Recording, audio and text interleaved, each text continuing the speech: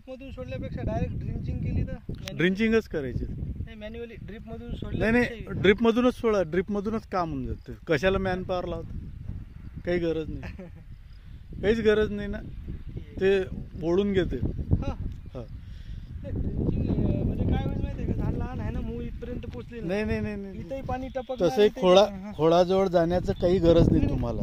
इथपर्यंत ते याची जी मुळं आहे ना इथपर्यंत आलेली आहे, त्याच्यामुळं तुम्हाला काही अडचण नाही.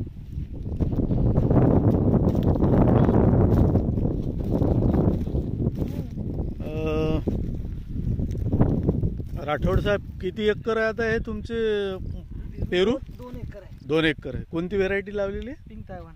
Pink Taiwan. कधी लागवड झाली होती याची? याची बघा ना, नोव्हेंबर डिसेंबर मध्ये. अच्छा अच्छा. आणि आपलं गाव कोणतं येते? मंगरुळपीर तालुक्यामध्ये शेगी म्हणून गाव आहे, वाशिम जिल्हा. वाशिम जिल्ह्यामध्ये.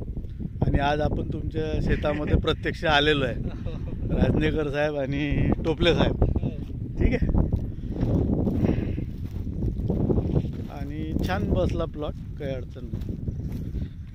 इकडे पूर्ण खडकच आहे. हा हा नाही. आणि ह्या झाडांना खळखळच जमीन पाहिजे, तुम्हाला सांगतो.